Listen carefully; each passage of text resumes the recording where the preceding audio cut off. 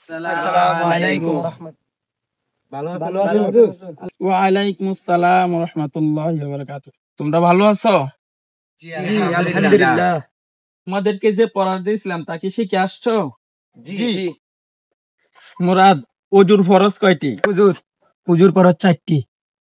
মাশাআল্লাহ। মুফাসসল, তুমি বলো তো গোসলের ফরজ কয়টি? গোসলের ফরজ 3টি। বলো তো কি কি? তোরা নাকে পানি দেওয়া, সমস্ত শরীর ভালোভাবে ধৌত করা। মাশাআল্লাহ, খুব সুন্দর হয়েছে। এই মুস্তাকিম, তুমি কি পারো তায়াম্মুমের ফরজ কয়টি? পারি। তায়াম্মুমের ফরজ 3টি। বলো তো কি কি? তায়াম্মুমের ফরজ 3টি। 1 নম্বরে নিয়াত করা, 2 নম্বরে সমস্ত মুখ একবার মাসহ করা, 3 নম্বরে উভয় হাতে কোনো একবার মাসহ করা। মাশাআল্লাহ, অনেক সুন্দর হয়েছে। মুরাদ, তুমি 100 বার কান ধরে উঠবেশ করো।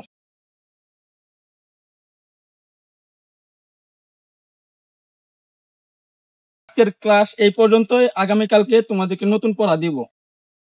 আসসালামু আলাইকুম।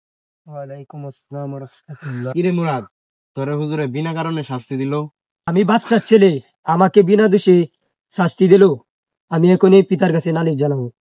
হ্যাঁ, হুজুর কিভাবে আমাকে শাস্তি দিল? আমি এখনই পিতার কাছে নালিশ জানাবো। পিতা, ও পিতা, কি হয়েছে আমার প্রিয় পুত্র? হুজুর আমাকে কেন বিনা দোষে শাস্তি দিল? এর বিচারটা আমাকে করে দেন।